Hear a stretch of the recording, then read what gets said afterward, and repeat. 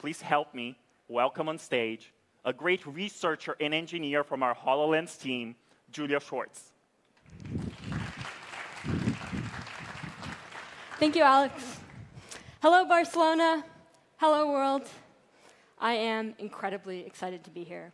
Today, I get to show you something very special. It's something we've been looking forward to for many years. When we set out to build HoloLens 2, we wanted to create something that you didn't need to learn how to use. You should just know it. And we call this instinctual interaction. Let me show you. Now, as Alex mentioned, the HoloLens 2 is very comfortable. It fits just like a hat. And the only thing that's even more effortless is how I'm automatically signed in. With Windows Hello and iOS authentication, the HoloLens 2 is actually signing me in as I put on my device. Now, not only does the HoloLens 2 recognize me, it also recognizes my hands. Look at this. Fully articulated hand tracking. And as I move my hands around, the HoloLens 2 is actually calibrating to my unique hand size. And of course, not only does the HoloLens 2 recognize me and my hands, it also recognizes the world. Welcome to my mixed reality home. This is the place where I have all the apps and content that I use every day. Let's check some of them out. Now, I've seen many people put on HoloLens for the first time, and the first thing people do when they put on the device is they reach out their hands and try and touch the holograms. And now, you can. Look at the way that the holograms are responding to my hand, almost inviting me to touch it. And in fact, I can just grab this corner to resize it. Or I can rotate it, or move it. That's right. We are touching holograms. This is an app I've got called Spatial. Let me just put it right there. I've got another app here called Vuforia View. Now, it's a little big, so let me just use 2 hands here to make it smaller, and then rotate it so you can see. There we go. And then let me put it down here near Spatial, maybe make it a bit smaller. Yeah, that's nice. All right, now let's switch gears and talk about a different kind of application. I've got a browser over there, but it's kind of far away, and I don't really want to walk over there, so let me just call it over with my voice. Follow me. This is a browser that's running Microsoft Teams, which is a tool that we use back home to collaborate. Let me see what the team's been working on. OK, it looks like they've got a surprise for me in the Playground app. I just have to say the words show surprise. All right, so let me just open up that start menu here, and then place the app, and then launch it. So now we're actually exiting my mixed reality home and going into an immersive experience. But notice that that browser that I had actually followed me in. Now, this can actually be really useful when you have things like emails or PDFs that you need to reference while you're doing your work. I don't really want it following me around, though, while I'm showing you all this cool stuff. So let me just put it over here, and then we'll get back to it later. Welcome to the playground. We spent years exploring and refining interactions for HoloLens 2.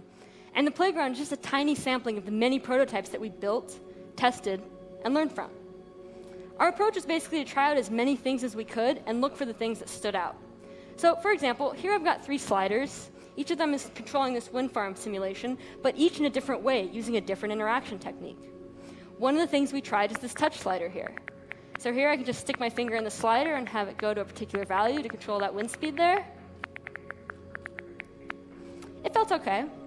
We also tried this push slider. So this guy can kind of nudge from side to side, kind of like an abacus, which was interesting. Now, the interaction that really took home the cake, though, was this pinch slider. The way that works is you just pinch it and move it wherever you want. And what we found was that people really like that tactile sensation of their fingers touching as they grabbed and then released. And across the board, for all interactions, the audio and visual feedback as you grab, move, and then release were all really critical for making this experience feel connected. Oh, this is just so satisfying. I can't wait for you all to try this out. All right, now let's move on to a different kind of control, buttons. How do you press buttons on HoloLens 2? Well, you just reach out and press them. Now, one interesting thing that we found about buttons was that the size of the buttons actually impacted the way that people interacted with them. So, for example, for the smaller one, most people would use 1 or maybe 2 fingers, but for the larger one, pretty much everyone used their entire hand. And this is kind of interesting when you think about it, because these objects don't really weigh anything. They're just digital things. But despite that, people would treat them like real things, almost as if the bigger one had more weight. I just love the way these move and the sounds they play when I press them. It's great. All right. How about something that uses all 10 fingers? Well, to test that out, we built a piano. So here I can just play a chord, or I can play the keys one at a time.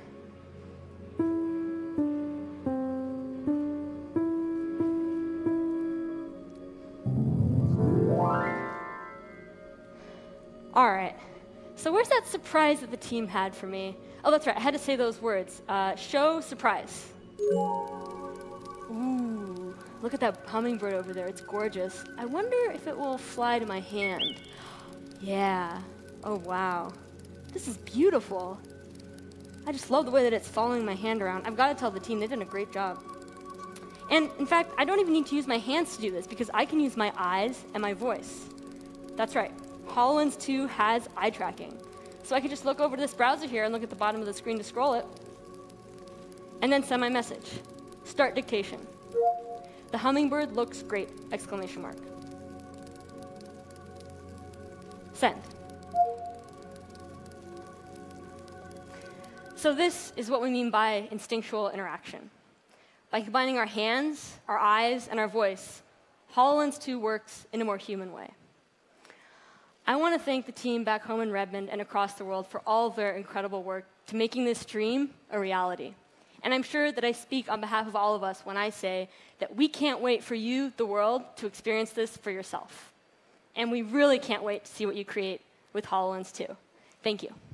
Thank you, Julia. That was incredible.